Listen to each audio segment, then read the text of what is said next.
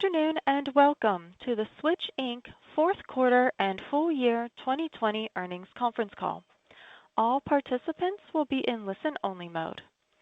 Should you need assistance, please signal a conference specialist by pressing the star key followed by 0. After today's presentation, there will be an opportunity to ask questions. To ask a question, you may press star then 1 on your telephone keypad. To withdraw your question, please press star then 2. Please note this event is being recorded. I would now like to turn the conference over to Matthew Heinz, Vice President of Investor Relations. Please go ahead. Thank you. Good afternoon and welcome to SWCH's Fourth Quarter and Full Year 2020 Conference Call. On the call today are Thomas Morton, SWCH's President, and Gabe Nacht, SWCH's CFO. Today's call may include forward-looking statements, including references to expectations, projections, or other characterizations of future events or market conditions. Actual results may differ materially from those expressed in our forward-looking statements, which are subject to certain risks, uncertainties, and assumptions. Our statements are made as of today, and we assume no obligation to update our disclosures. We describe some of these risks in our SEC filings, specifically on our Form 10-K, particularly in the section entitled Risk Factors. In addition, today's call includes discussion of non-GAAP financial measures, which should not be considered in isolation from or as a substitute for financial information prepared in accordance with GAAP. Please refer to today's press release and supplemental package for further information, including a reconciliation of non-GAAP measures. Our fourth quarter 2020 earnings press release has been furnished to the SEC as part of our Form 8-K and is available on our investor relations website at investors.switch.com. I will now turn the call over to SWCH President Thomas Morton. Thank you, Matt, and good afternoon, everyone. Thank you for joining us today. The SWCH team demonstrated tremendous resilience and strong execution in 2020, achieving several key strategic priorities despite the challenges presented by the COVID-19 pandemic. Our sales team stepped up to the challenge by delivering record bookings in the fourth quarter, signing a total contract value of $240 million and a record incremental annualized revenue of $36 million, reflecting the strength of market demand by enterprise customers for our Tier 5 multi-tenant facilities. We are excited to report that SWCH ended the year with a record recurring revenue backlog of more than $50 million, our highest ever as a public company. Full year 2020 revenue increased 11% year over year to $511.5 million, or half of 1% below the midpoint of our forecasted range. Fourth quarter revenues were affected by 2 customers opting to migrate a portion of their application stack to a public cloud environment.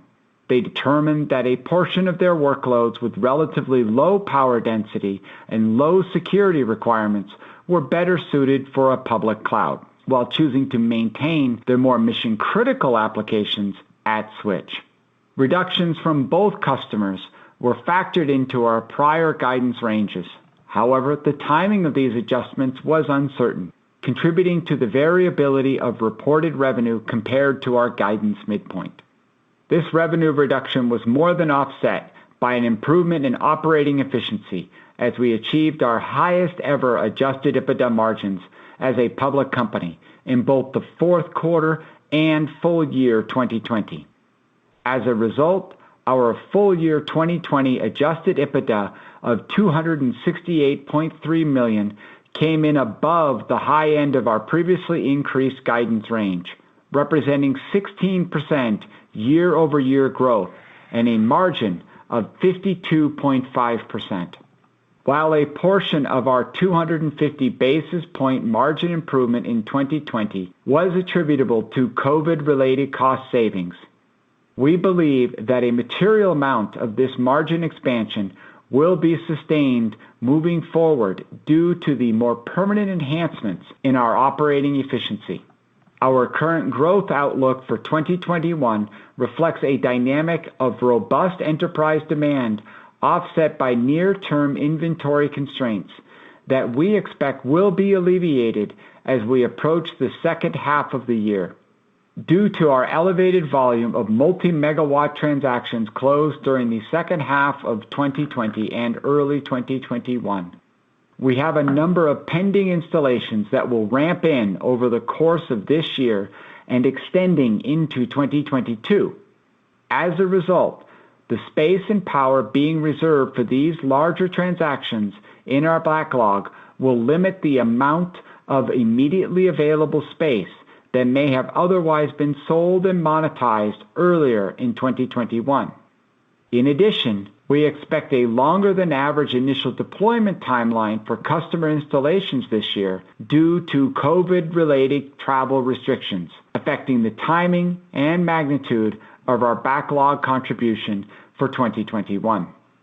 Against this backdrop of continued strong demand for Switch's best-in-class data center infrastructure, we are keenly focused on ramping up construction now that permitting bottlenecks have eased in recent months. I will provide additional details around our near-term and long-term development plans later in the call. I would now like to cover some of Switch's notable achievements during 2020 before turning to our key strategic objectives in 2021. In the fourth quarter, we completed a 10-year co-location agreement with an anchor customer at our Atlanta 1 facility, bringing committed utilization to over 70% in less than 8 months after opening. In response to strong signings and ongoing robust demand in the southeastern prime region, we began construction and site development on our next 2 data centers at the Keep campus in the fourth quarter, with the next facility expected to open in early 2023, adding 450,000 square feet and up to 50 megawatts of additional capacity. We also broke ground on the second and third ultra-scale data centers in the Citadel campus in response to customer signings representing nearly 15 megawatts at full ramp and bringing committed utilization to over 80% of capacity at Tahoe Reno 1. Our next 2 data centers planned at the Citadel campus represent an additional 1.2 million gross square feet and up to 130 megawatts of incremental power available by the end of 2025.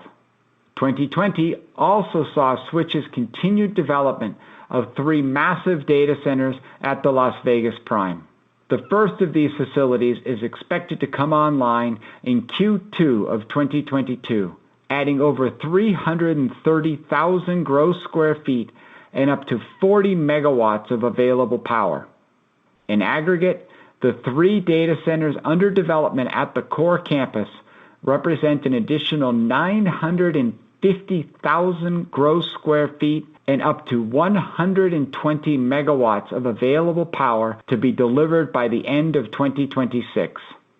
In November 2020, Switch finalized an agreement with FedEx and Dell Technologies to collaborate on the development of multi-cloud edge infrastructure services that will leverage Switch's proprietary Tier 4 edge co-location designs alongside Dell's hyperconverged cloud infrastructure solutions.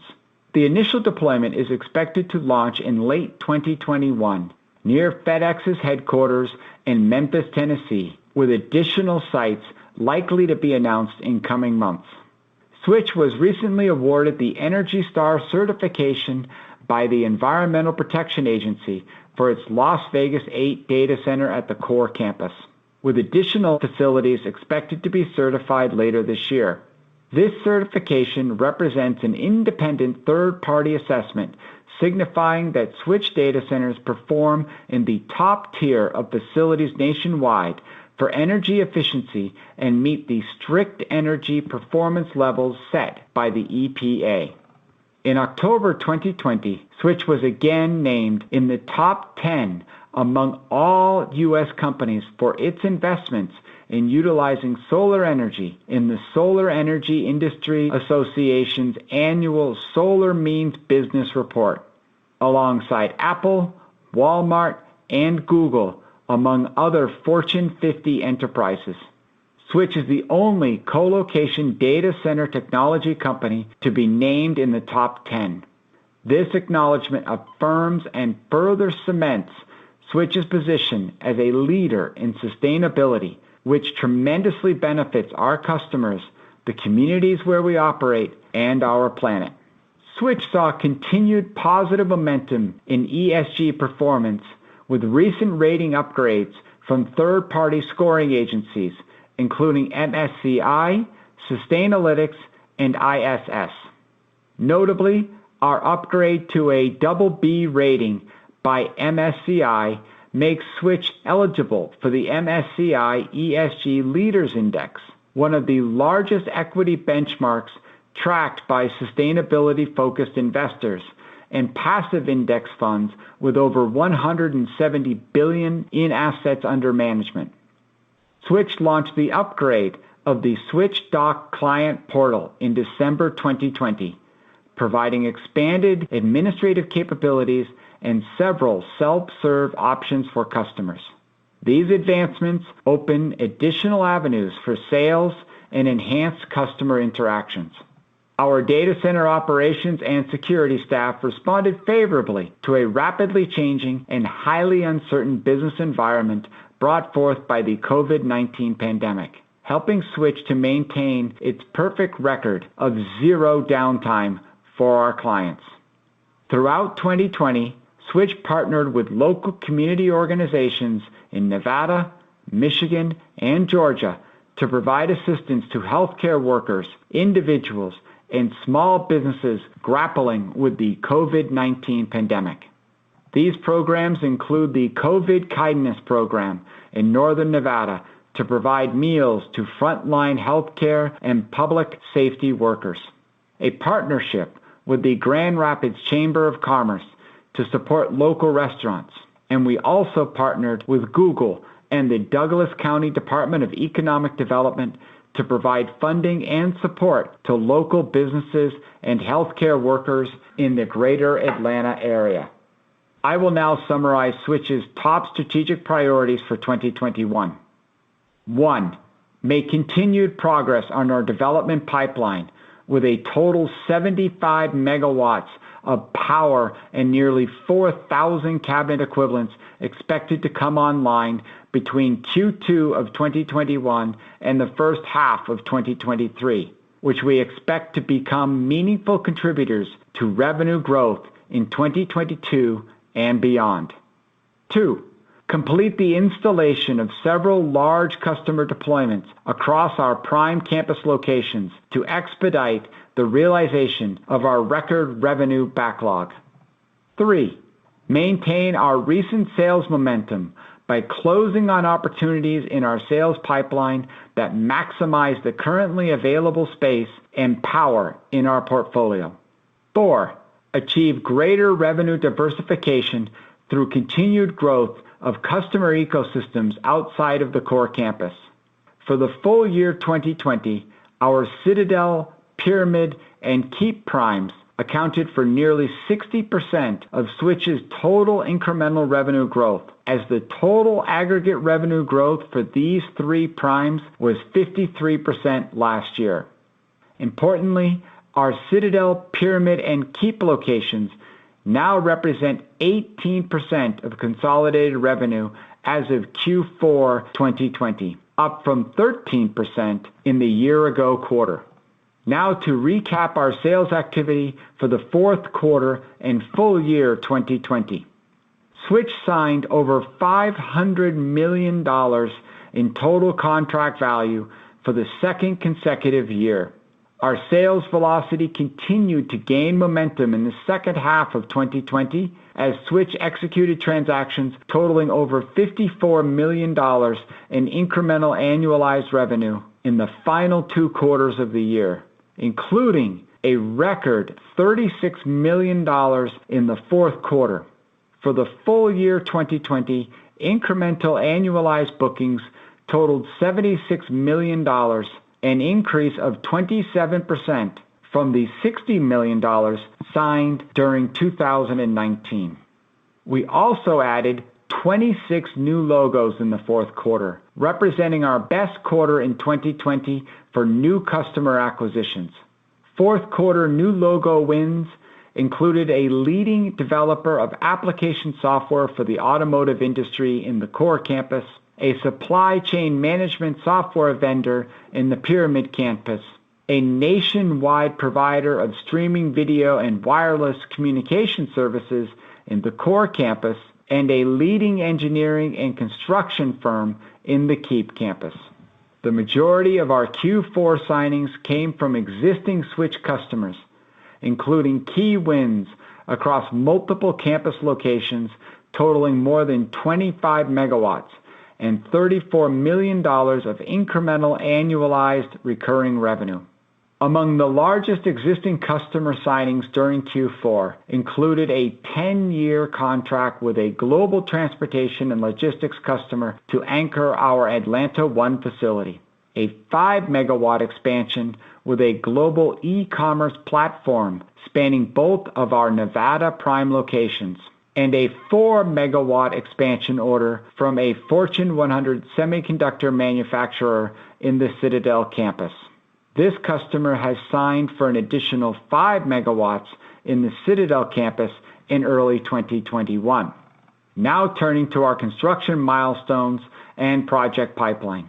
During 2020, we delivered a total of 50 megawatts of new power capacity and approximately 2,900 cabinet equivalents across the 4 primes, including 780 cabinet equivalents and 2 10-megawatt power systems supporting customer deployments in the Las Vegas 11 facility, of which 94% is now committed under customer contracts. In the Citadel campus, we opened 2 additional sectors totaling 1,320 cabinets and 20 megawatts, both of which are fully committed to customers and expected to ramp in over the course of 2021, including the anchor tenant signing for Atlanta 1, which is expected to commence in the second half of 2021. Our Atlanta facility is approximately 70% committed as of year-end 2020. Following the anchor tenant deployment at the Pyramid campus in 2020, the Grand Rapids 1 facility is currently 96% committed based on available space and power capacity. More than 90% of the cabinet capacity scheduled to come online over the next 12 months is already committed under customer contracts. These projects include an additional 30 megawatts and 780 cabinets in the Citadel campus, primarily supporting customer expansions that were signed during Q4 2020 and early 2021. Also included in our 2021 construction plan is the aforementioned second sector of Atlanta 1, which we expect to complete in Q2 2021, with anchor tenant revenue commencing in Q3 of 2021. Other projects included in our 2021 CapEx plans with deliveries beyond this year include the Las Vegas 15 data center, which is scheduled for delivery in Q2 of 2022, the Tahoe Reno 2 data center scheduled for Q1 2023, and the next Atlanta data center in Q2 of 2023. Looking out beyond 2021, we are excited about our long-term growth prospects as we lay out the roadmap for expansion within the 4 primes. In aggregate, Switch currently has more than 2.8 million square feet and up to 300 megawatts of new data center capacity currently under development and scheduled for delivery over the next 5 years, representing a greater than 60% expansion of our current footprint. Subsequent to year-end, SuperNap International closed on the sale of SuperNap Italia to IPI Partners. As part of this transaction, Switch has agreed to exchange its equity interest in SuperNap Italia for additional equity in SuperNap Thailand and retain full control over its international intellectual property license. This created an opportunity for a successful liquidity event for our JV partner. I will now turn the call over to Gabe to discuss our financial results. Gabe? Thanks, Thomas. Today I'm going to review our financial results for the fourth quarter and full year 2020 and discuss our outlook for 2021. Switch reported fourth quarter 2020 revenue of $127.7 million, an increase of $7.2 million or 6% compared to the fourth quarter of 2019. 47% of year-over-year revenue growth in Q4 2020 resulted from new customers who initiated service during the past 12 months, while 53% of revenue growth came from customers who have been with Switch longer than 1 year. For the full year 2020, 88% of total revenue growth was attributable to existing customers, with 12% from customers initiating service after December 31st, 2019. Colocation revenue for the fourth quarter of 2020 was $104.8 million, compared to $97.8 million reported in Q4 2019, an increase of 7.2%. Connectivity revenue in Q4 of 2020 was $21.5 million, increasing by 1.9% compared to $21.1 million in the same period in 2019. Other revenue, including professional services, accounted for $1.4 million in Q4 2020 compared to $1.6 million for the same period in 2019. Fourth quarter 2020 revenue was affected by two customers opting to migrate a portion of their application stack to a public cloud environment.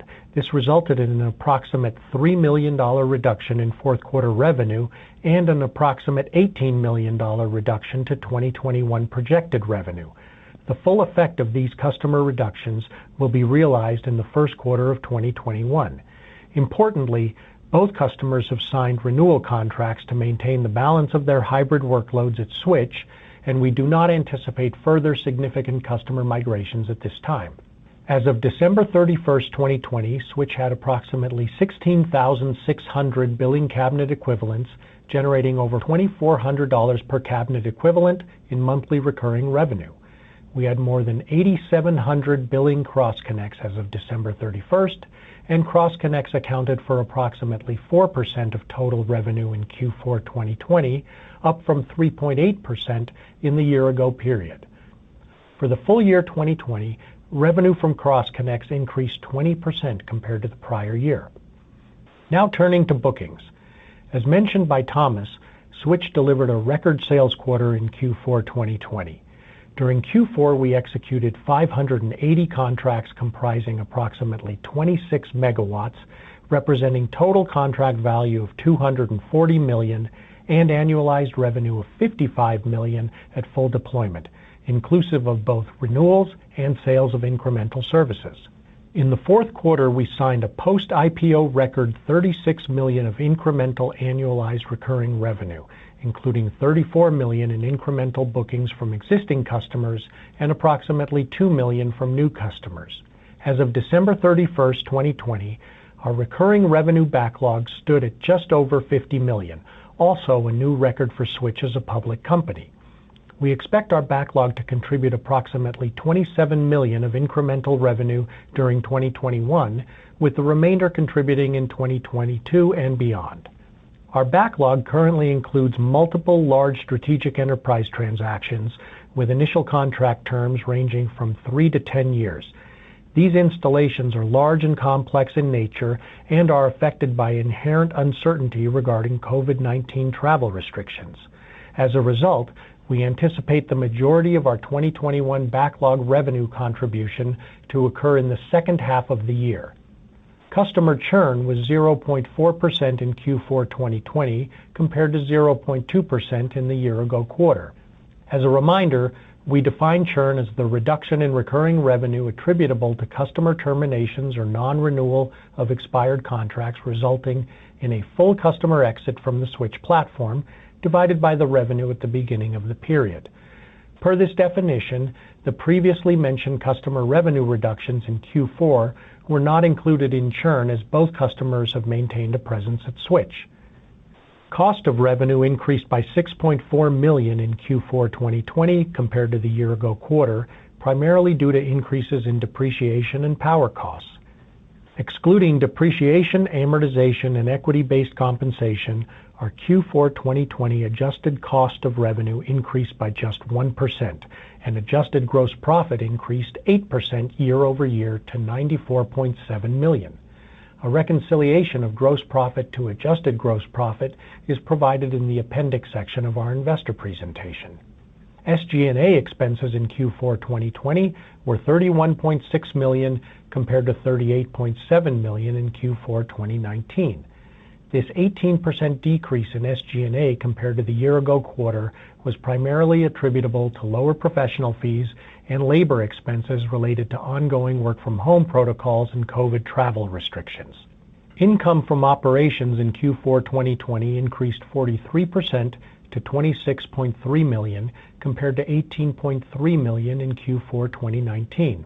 The growth in operating income was attributable to the $7.1 million reduction in SG&A and a $0.9 million increase in gross profit.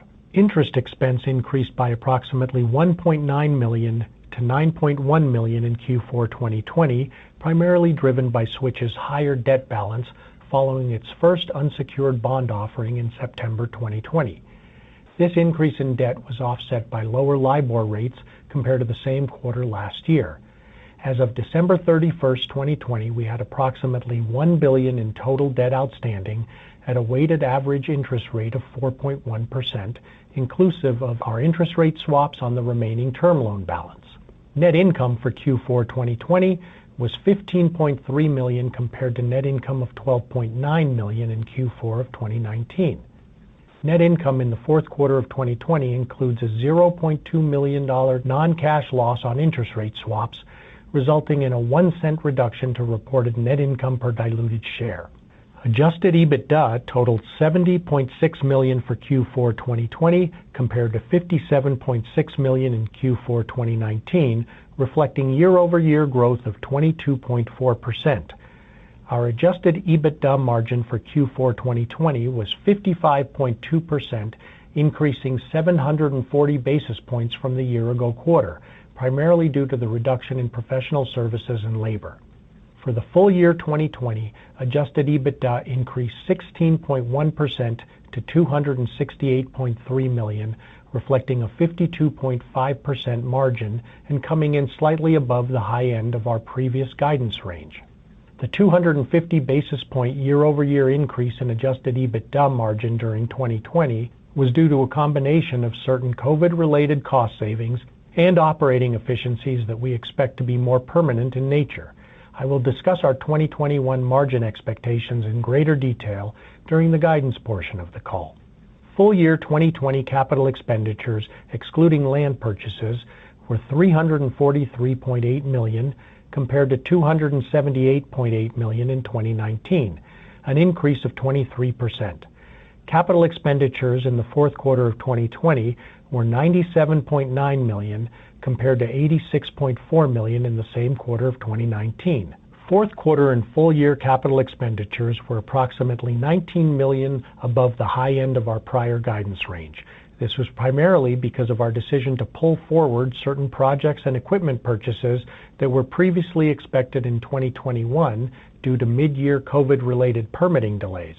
However, based on the receipt of all necessary permits and the large capacity requirements to fulfill our record Q4 backlog, we opted to accelerate purchasing and construction in the final months of 2020. Maintenance capital expenditures were $3.4 million for the fourth quarter of 2020, or 2.7% of revenue, compared to $1.5 million and 1.2% of revenue in the same quarter last year. Growth CapEx for data center construction and improvements was $94.5 million for the fourth quarter of 2020, compared to $84.9 million in the same period last year. Please refer to our press release and investor presentation for a detailed breakdown of capital expenditures by campus during the fourth quarter and full year 2020. As of December 31st, 2020, the Switch Primes had capacity for 24,200 cabinet equivalents within our open sectors, of which 88% were committed under contracts, compared to 89% in the prior quarter and 91% in the year-ago quarter. Q4 2020 utilization rates at these primes, based on committed cabinets in currently available colocation space, were approximately 89%, 93%, 96%, and 38% at the Core Campus, the Citadel Campus, the Pyramid Campus, and the Keep Campus, respectively, compared to 91%, 90%, 72%, and 36% in the prior quarter. Looking now at the balance sheet, as of December 31st, 2020, the company's total debt outstanding, net of cash and cash equivalents, was $958 million, resulting in a net debt to last quarter annualized adjusted EBITDA ratio of 3.4 times, compared to 3.3 times in the prior quarter. As of December 31, 2020, Switch had liquidity of $590.7 million, including cash and cash equivalents and availability under its revolving line of credit. We believe this is sufficient to fund our growth plans for the foreseeable future. As of December 31st, 2020, there were 240.6 million total shares outstanding, including 119 million Class A shares and 121.6 million Class B shares. As disclosed in recent 8-K filings, during the fourth quarter of 2020, our members redeemed 10 million common units, resulting in the issuance of an equivalent number of Class A common shares. At year-end, Class A public float represented 49.5% of total shares outstanding. Based on member redemptions completed as of February 4th, 2021, an additional 7.7 million Class B shares have been exchanged for Class A common stock in the first quarter of 2021, bringing the Class A public float up to 52.7% of total shares outstanding. Now turning to guidance for 2021. We expect 2021 revenue in the range of $540 million to $555 million, reflecting 7% organic year-over-year growth at the midpoint. We expect 2021 adjusted EBITDA in the range of $278 million to $290 million, reflecting an increase of 6% compared to 2020 and an adjusted EBITDA margin of 52% at the midpoint. Lastly, we expect capital expenditures excluding land acquisitions in the range of $330 million to $370 million. I would like to add a few important points of clarification regarding 2021 guidance. Due to the timing of our backlog revenue contribution and customer revenue reductions, in addition to the realization of $4.8 million in non-recurring fiber revenue in the first half of 2020, Switch expects its 2021 revenue growth to be weighted toward the second half of the year. Growth comparisons to the prior year will be most affected in our first quarter growth rate. Excluding the $4.8 million in non-recurring 2020 fiber revenue, our 2021 revenue guidance reflects 8% growth at the midpoint. From an inventory standpoint, a significant amount of space and power is being reserved for our record backlog of large customer installations, which reduces the remaining quantity of sellable capacity in 2021. We fully anticipate that these capacity constraints will be alleviated over the course of this year and into 2022, driving a normalization of our growth rate in future periods. In addition, we continue to make great strides in margin expansion, and the efficiency gains we achieved in 2020 will enable us to operate the business above our historical margin levels. And now I will turn it back to Thomas for some closing remarks. In conclusion, we firmly believe that Switch is favorably positioned for the rapid digital transformation among enterprises as they continue their migration to hybrid multi-cloud architectures. We are working hard to accelerate delivery of additional data center capacity to meet the record level of demand we are currently experiencing. And we are confident in our team's ability to execute. We would once again like to take this opportunity on behalf of our management team to thank our employees, customers, partners, and our shareholders for their continued support of Switch. Thank you. We would now like to open the line for questions. We will now begin the question and answer session. To ask a question, you may press star then one on your telephone keypad. If you are using a speakerphone, please pick up your handset before pressing the keys. To withdraw your question, please press star then 2. At this time, we will pause momentarily to assemble our roster.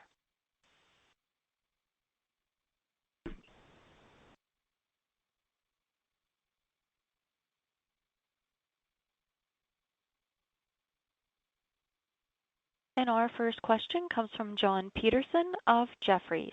Please go ahead. Great, thank you. Congrats on the strong leasing quarter. I was just curious, on leasing volume, if you could give us maybe any update on any changes in urgency you're seeing from your customer base to sign deals, maybe enterprise versus cloud, or any of the different property or different customer types now that we're getting back to normal and closer to a reopening. Then I have a follow-up.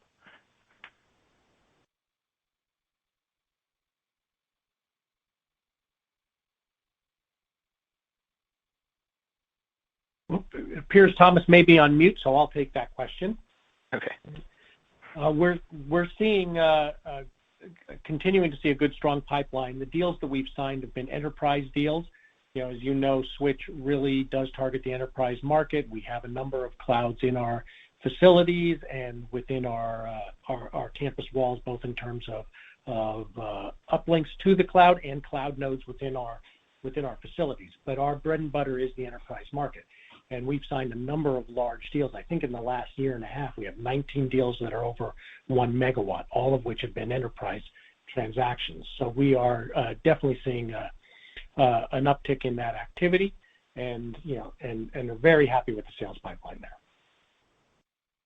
Okay, great. And then on the customer downgrade, I appreciate the clarification on the definition of churn. So the customer is still with you, so that didn't fall into the churn category. But maybe if you could help us maybe frame a number that we should be thinking about on an annualized basis. I'm sure it's lumpy, but how much revenue do you guys have go out the door from downgrades each year that we should be thinking about as we model over the next few years? You're absolutely right. It is lumpy, and this is an unusual amount for us, and it's unusual in that it happened in the fourth quarter. We were aware that these customers were looking to migrate portions of their workload to the cloud, which is why we had a relatively wide revenue range for Q4. But the applications that these companies are running are low density consumer-based applications. One is cold storage of images. And that is exactly what the cloud should be doing. They can do it cheaper than us. That's where that workload should go. And this is a customer that's been with us for 9 years.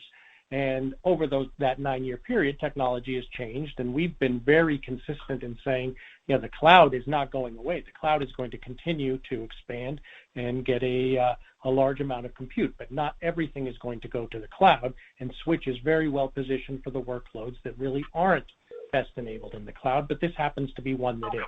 The other is a consumer-focused software application that also is better run and more cheaply run in the cloud. And these are low-density applications. They're continuing to maintain their high-density, most critical workloads with us. But we do have we don't have a specific number that we guide to as far as migrations. It happens from time to time. We've talked publicly that there was a large file storage company that went to a cloud-heavy strategy several years ago and then came back to Switch because the in and out charges were too expensive for them. So there's not a specific number I can give you. It is lumpy. This is an unusual number for us. We have our customers adjusting their deployments all the time with us, and yet 88% of our growth is coming from existing customer expansion. Okay, I appreciate that color. Thank you. No, and guys, real quick, one note is that we don't ever have any issue with advancements in technology. Over the years, we've seen people go from tape drives to disk drives to static drives. And cloud is just another evolution of technology. Every time there's an evolution in technology, it enhances the amount of digital architecture that people have, and that overall is good for the co-location industry. So we welcome the cloud, and we welcome continued advancements in technology. The next question comes from James Breen of William Blair. Please go ahead. Thanks for taking the question. Can you just give us a little more information on the revenue impact? So you said $18 million. It said in the first quarter, so I'm assuming it comes out on day one. And then, what's sort of the EBITDA impact associated with that revenue? Yeah, Gabe, do you want to respond to that one? Yeah, Jim. Both of these customers made their migration in Q4 of this year. And, one of them migrated in the beginning of October, the other one in December. So the full impact is already in our 2021 guidance. So, the recurring revenue piece starts in January and carries throughout the year. The EBITDA, we generally are running at around 52% margin. These workloads are no different than any other. So, that's the number that I would use for our EBITDA impact. And so we'll see a step down from your normal sort of sequential growth on a quarterly basis, minus that $18 million, then grow from there. Well, it's $18 million for the year. $18 million is the annualized number. So it's basically $1.5 million a month over the 12 months. That's what I was asking. Okay, perfect. Thank you very much. The next question comes from Frank Louthan of Raymond James. Please go ahead. Great. So back to the churn. I'm just curious if you knew that this was coming out and it was having this impact. I can appreciate that you didn't have 2021 guidance out there yet, but something that's impacting you to the tune of 25 to 30% of your growth. Why didn't you call that out ahead of the call? Or if you did, maybe I missed it. And then was there anything one time in the quarter, any cancellation fees or anything that helped with EBITDA? From either of these customers? Sure, Frank, I'll take that. Go ahead. With regard to the timing, both of these customers were on contracts that had moved to month, and they've been on month to month for quite some time, discussing what their strategy was going to be. So we really didn't have a specific timing information from these customers. It was really up to them when they were going to pull the trigger and make their migration. They just both happened to do it in the fourth quarter. That's why we didn't call it out. But we did know that it was a possibility, which is why we created the guidance range that we did. And Frank, the second part of your question was? Well, I mean, even with the little bit of lost revenue, you kind of came in at least ahead of our EBITDA estimate. I was just curious, Was there any one-time cancellation fees or anything that associated with these guys leaving that maybe helped the quarter? No, absolutely not. The EBITDA performance in Q4 was primarily driven by professional services fees. In the year ago Q4 quarter, we incurred additional professional services fees that we were able to normalize this year. You saw you probably haven't seen yet in the 10K that we just released. Previously we were carrying a material weakness in our financial statements. That has been remediated, so that helped us reduce our audit costs and other professional service fees. But Frank, specifically to your question, there weren't any termination fees or anything associated with their departure. Correct. Okay, great. And then, can you quantify? I can appreciate why things evolve. Can you quantify any more exposure to workloads that you see in your data centers currently that you think are probably should be in the cloud and have a likelihood of churning off, so that we can have an idea of what percentage of your revenue might be at risk for customers making these future decisions? We currently don't have any major customers that we're expecting a migration in 2021 away from our data centers. We continue, as we said, we have more of a migration in than we can currently deploy inside of our data centers. So we have no issues with current customer stability, and the inflow of customers is as strong as we would ever hope it would be. All right. Thank you very much. The next question comes from Michael Rollins of Citi. Please go ahead. Thanks, and good afternoon, and thanks for the additional disclosures in the presentation deck. Was curious to go back to the comment I believe you made about the inventory potentially being constrained until you get the development done over the next 12 to 18, 24 months? Like, you can, remind me of the time frame.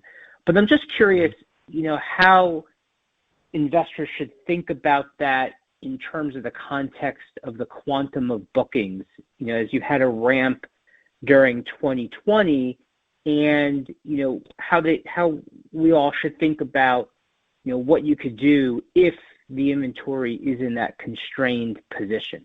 Thanks. Yeah, I'll let Gabe talk to the numbers, but you're absolutely right. What we have here, Mike, and it's a great question, is the confluence of two factors. On one hand, we have record-setting number of sales that are large and that ramp up, which allocates the space, even though it won't be revenue generating in 2021. On the other hand, we have COVID-caused delays in zoning approvals and the issuance of permits, which in turn delays the construction of the new facilities by 6 or so months. This creates a short-term supply demand, which we know will be alleviated as we roll through 2022 and open more facilities. So while COVID is having a one-time effect due to pushing out our new data center completion dates, we've never been really more bullish on the outlook of the true enterprise class technology space as a whole. But Gabe, do you want to talk about any particular numbers? Go ahead. Yeah, as I think I mentioned on the last question, I think in the last year and a half we've had 19 1 megawatt transactions or higher, and you see the numbers for the fourth quarter. So these large deployments, in some cases aren't starting until Q3 of 2021, and then ramp over 36 months. In one case, it ramps over 9 years, with the biggest part of the ramp coming in the first 3 years. But the space is sold, and unlike the REITs, we don't straight line the rent over the period of the contract, because we're not a REIT. We recognize the revenue as the cabinets come online and are built. So, that revenue isn't straight lined over the contract. It will come online as those cabinets ramp. But nevertheless, the space is committed, and we can't sell it otherwise. If we were able to sell out all of that space, if you look at our backlog, in the backlog slide that we provide to the investor deck, essentially all of that revenue could be pulled forward today that is sitting in backlog. That $50 million of annualized incremental revenue is space that we are now setting aside. So is that $50 million inclusive of all of the commitments, or is it over just a certain period that you're measuring those commitments on? No, that's inclusive of, that's our full backlog. Thank you. Thank you. The next question comes from Colby Synesael of Cowen. Please go ahead. Great, thank you. Two, if I may. First, on pricing, as you've signed more of these bigger deals, I'm just curious what impact that's had on pricing. So, for example, maybe if you were to compare, for example, maybe a 500 kW type deal versus these bigger deals, just trying to get a sense of what the impact of just a discount is, simply based on selling these bigger deals. And then secondly, I know there's a lot of focus on enterprise customers versus hyperscalers, and I know you talked about how all 19 of those deals were with enterprises. But if we were to think of hyperscalers as not just the large cloud companies like the Googles and Microsofts of this world, but also large internet companies, the Apples and Facebooks of this world, would you still define all 19 of those as enterprise customers? Thank you. So sure. And as to pricing, when we have these larger scale deals, of course, there is some pricing adjustment in terms of size. But what we also have is efficiencies. When we deliver a large amount of space and power, to a single customer, we achieve efficiencies, and we share some of those efficiencies with the customer. And as a result, even though the pricing may be slightly adjusted in order to accommodate the size of the customer, the EBITDA margins are not compromised. So we're able to keep our EBITDA margins the same.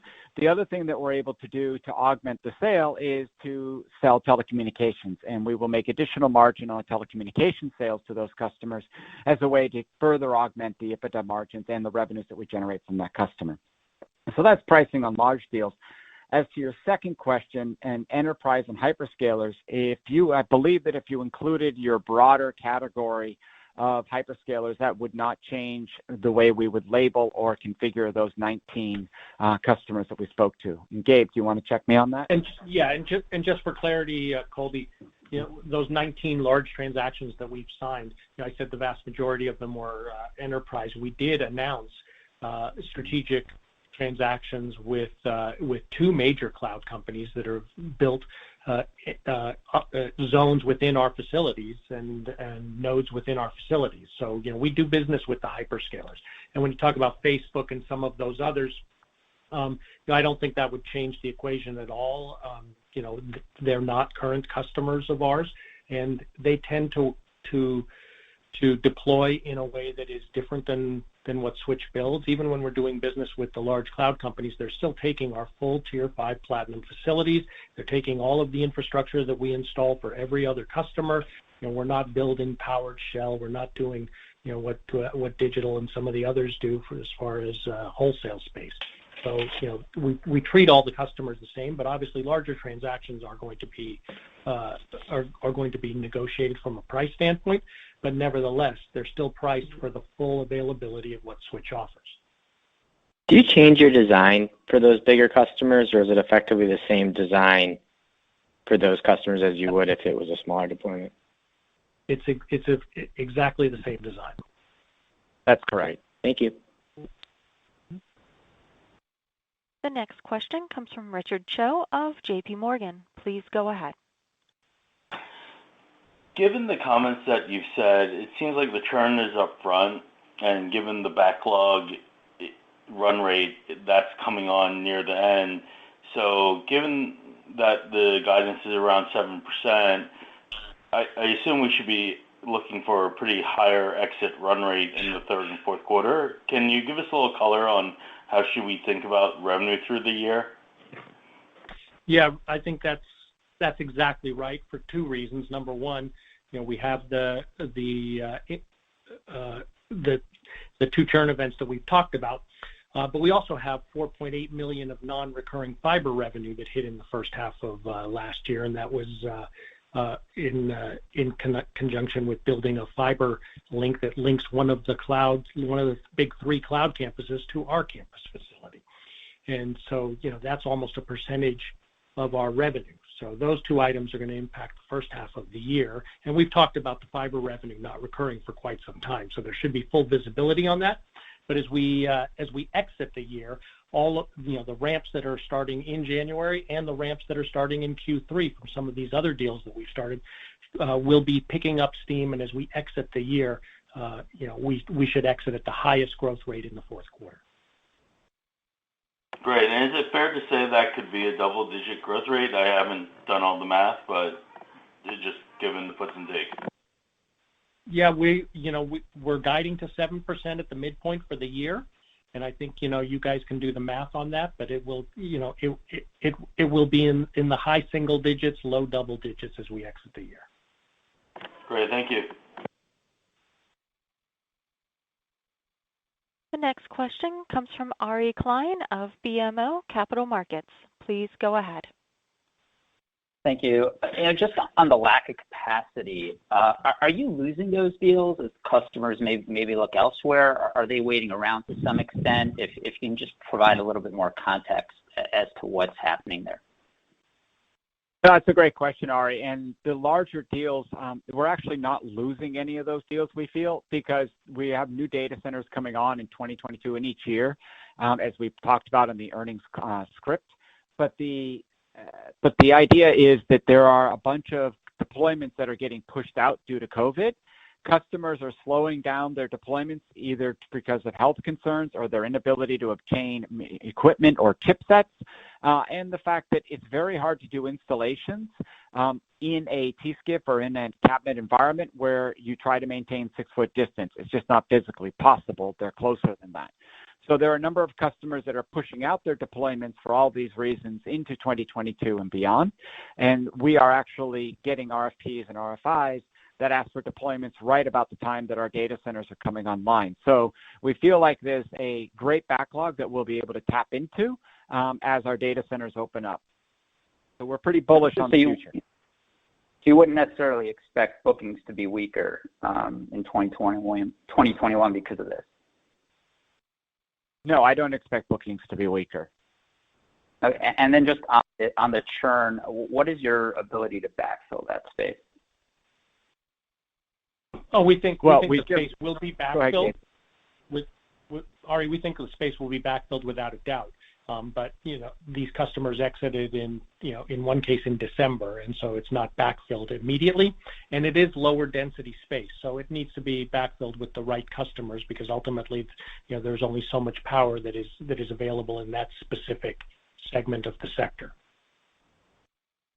All right, thank you. Thank you, Ari. The next question comes from Eric Lubko of Wells Fargo. Please go ahead. Yeah, thanks for taking the question. So I know you mentioned that obviously there were some cost efficiencies that you think will continue on post-COVID. So is kind of 52% you think the right longer-term range for margins? And maybe you could just help remind us some of the operational efficiencies you've mentioned that have enabled you to take margins a little higher going forward than they have been historically.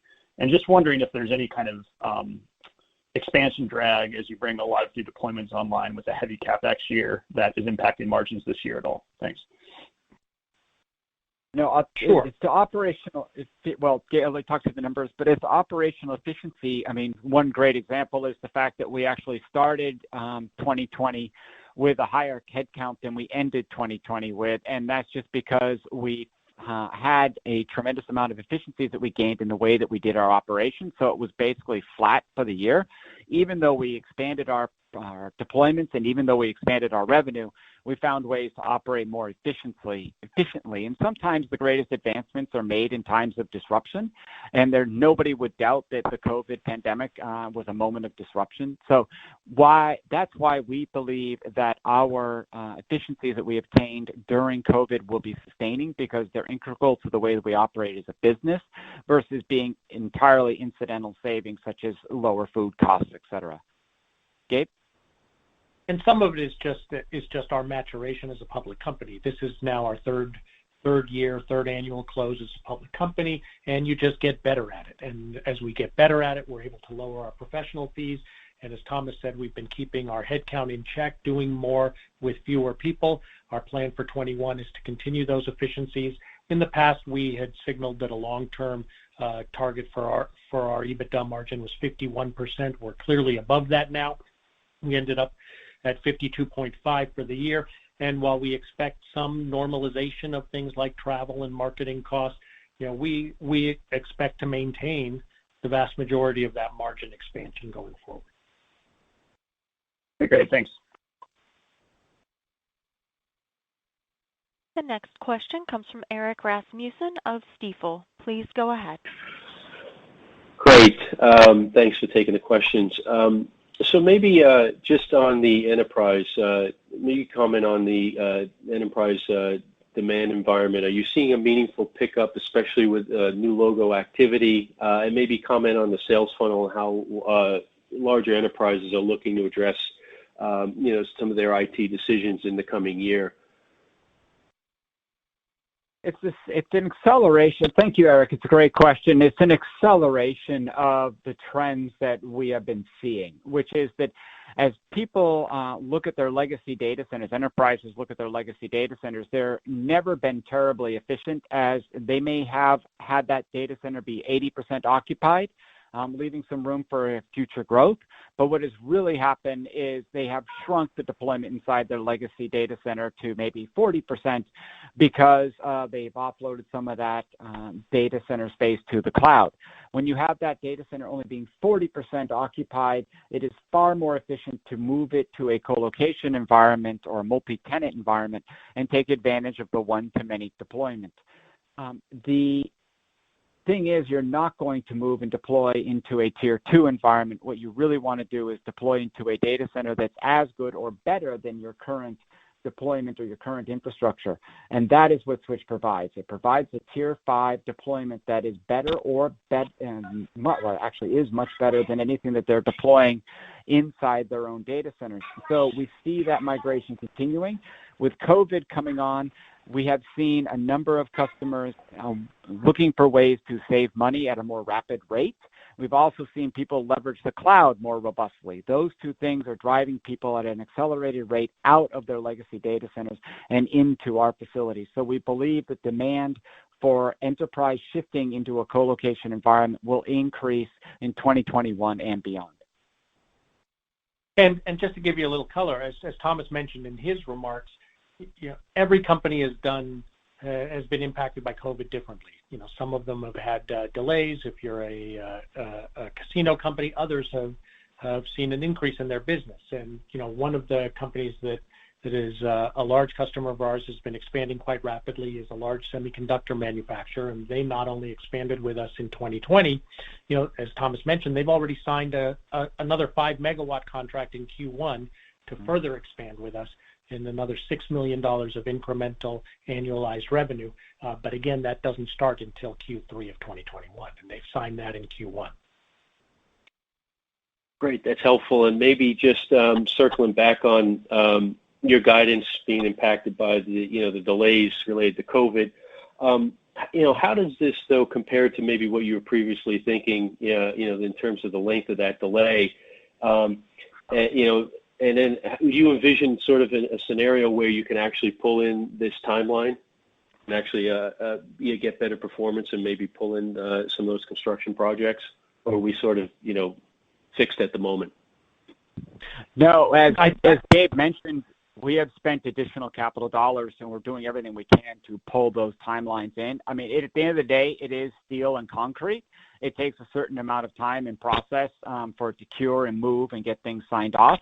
But we are doing everything we can to move those timelines as aggressively as possible while maintaining the quality and integrity of the type of facility that we construct. Eric, I think you're actually asking two questions there. One is in the ramps that we've talked about and the contracts that we've signed and everything that's showing up in our backlog. Those are firm commitments from our customers. So, as one would expect, they're willing to sign the minimum that they think they're going to need in the timeline that they think they're going to need it. We don't necessarily control all of their installation timelines, but historically in the past, we've seen customers accelerate their deployments above their minimum total contract commit. And if vaccines are out there, if the customers feel more comfortable sending their teams to install, we're hopeful that we can pull forward some of that revenue that is already committed and the space is already set aside, and we're ready for them. It's now up to them. The second question is on construction, and we did have some permitting delays, but you see from our CapEx, both in Q4 and our guide for next year, we are building, and we are building fast because the demand is there. We're building as fast as we can in Las Vegas. We're building as fast as we can in Reno. We're building as fast as we can in Atlanta. Nevertheless, even with that, our capital intensity is still in the 60s, so we think it's a very achievable CapEx plan. It's not going to strain our financials at all. We think we're very well positioned for it.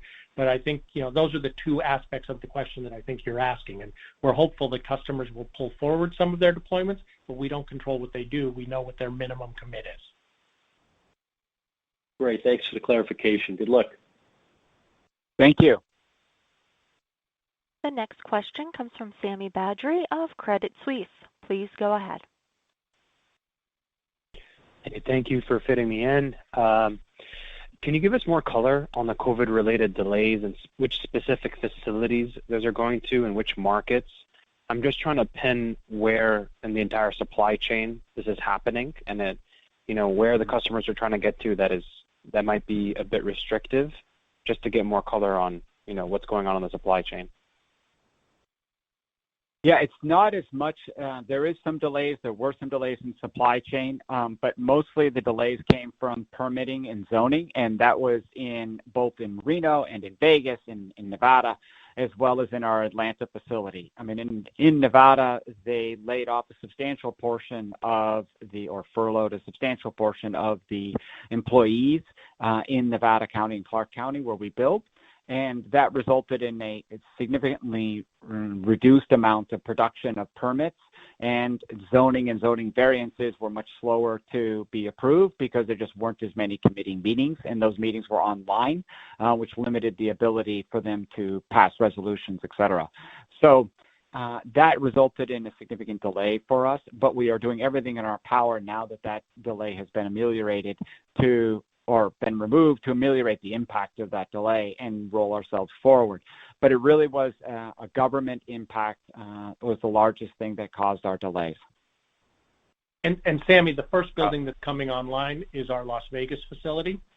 And Las Vegas is still 80+% of our revenue. And so when we look at customers that are always looking to expand within our facilities, Las Vegas is still the key driver of that. So having that facility come online first, and we're pushing as fast as we can in Las Vegas, I think is going to serve us well. It's scheduled to come online in early 2022. The ramps that we have set aside in Reno are larger and longer, but that facility is also larger. So I think we're okay there. And in Atlanta, while the facility is almost 80% committed at this point, the first sector still has availability, and customers will still be able to sell and ramp into there. So, we have availability. It's just a little bit of a Tetris board for us to make sure that we can fit the customers into the right slots and in the way that they want and in the time that they want. Got it. Thank you for that color. My next question, I think this is a good segue actually. And Gabe, you mentioned that the capacity or the majority of your capacity is reserved for the backlog. At some point, your customers will come online and absorb that capacity. But during the period of time from now until those customers deploy, that capacity is essentially just untapped and unmonetized.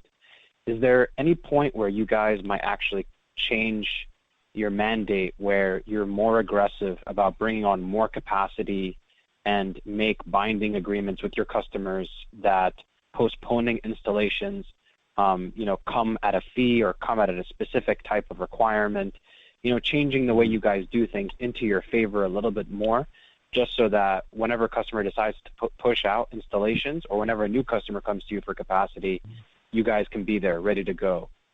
Is there a potential mandate shift that could exist at some point as you guys get bigger and more flexible, or is this kind of the dynamic that you're going to deal with for now, just where we are in your growth curve? That's a great question, Sammy. And I think the dynamic has already happened, because rather than building one building in one sector in advance of where we thought we needed to be, we're building two buildings ahead. We've already doing all of the underground work for the next 3 facilities in Vegas, the next 2 facilities in Atlanta, and the next 2 facilities in Reno. So, we want to make sure that we have expansion space, because we're actually seeing many more of these 2 megawatt, 5 megawatt, 7 megawatt transactions than we ever have in the past. And so, historically, we've grown up as a retail co-location company, and somebody deploying 100 cabinets or 500 kW, that was our bread and butter. We're seeing many more large transactions now, and so we need to have that space available. So we're actually building at a faster clip and at a larger clip. And we do charge reservation fees in many cases for customers that want to reserve cabinets, so we are able to monetize them. In some of these larger transactions that are negotiated, we know that a customer can't come in and deploy 1,000 cabinets overnight. It's just not feasible. So we allow them to ramp over time, and that's just part of the negotiation. And the ramp is factored into the pricing, so there is consideration of the idle space, if you will, over the course of the deployment. So that's consideration. And Gabe makes another good point, which is that we talk about the large transactions on this call, but we have, like we talked about the number of logos we brought in this quarter, we have a large number of smaller transactions that are really bread and butter, or that actually generate a significant amount of revenue for us as a company. And those are great margins and great customers for us to have, and they provide a nice diversity of revenue for us. Got it. Thank you.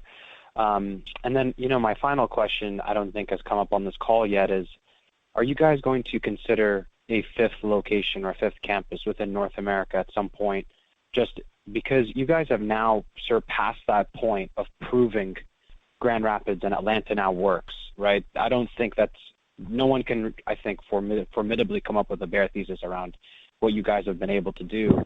This opens up the question on your ability to open up to a fifth site, at least in North America. Have you guys given any thought to that?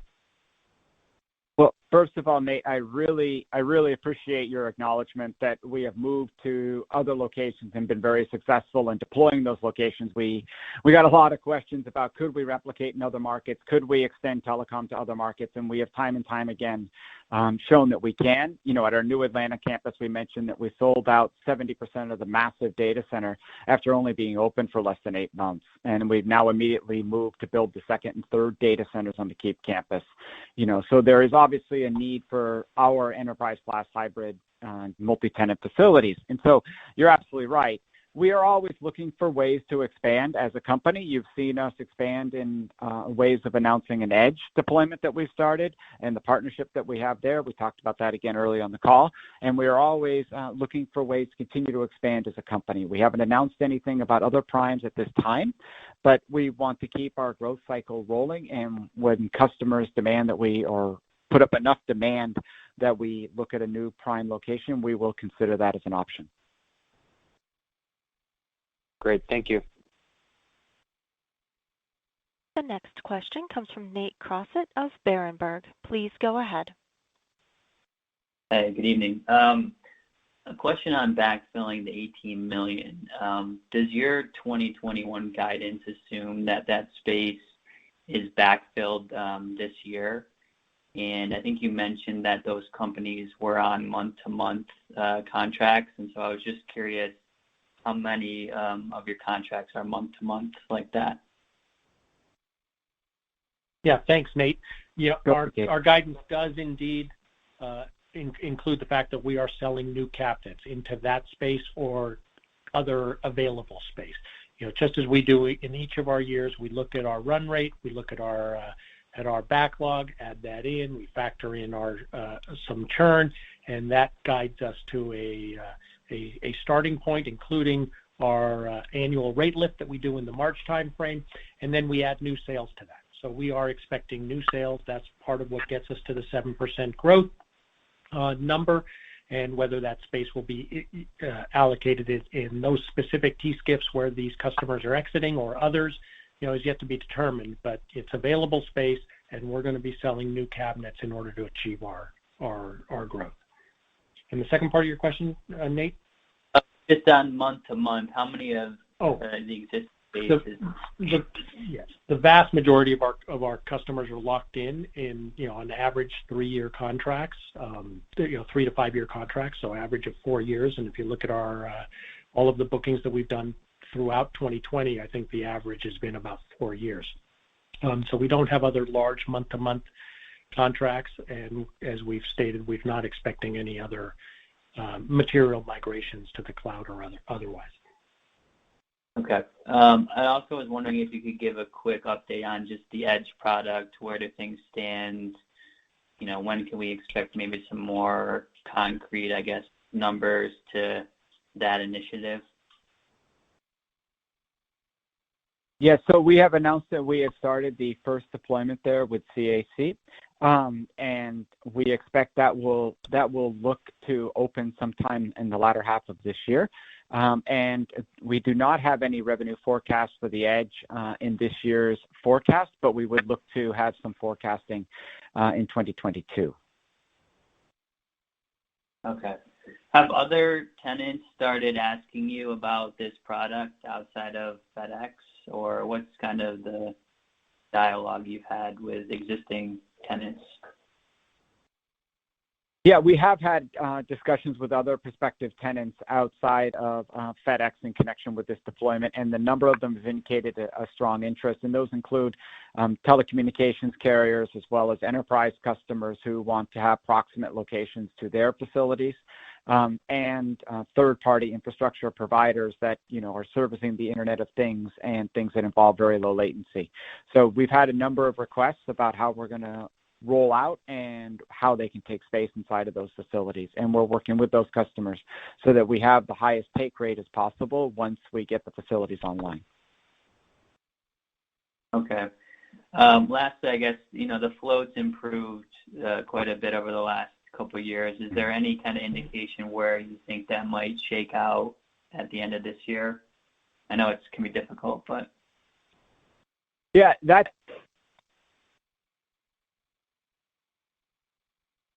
Thomas cut out. So if you can hear me, this is Gabe. We'll give our partners the opportunity to exchange their partnership units for public shares 8 times this year, and so where it shakes out is entirely up to them and when they choose to exchange.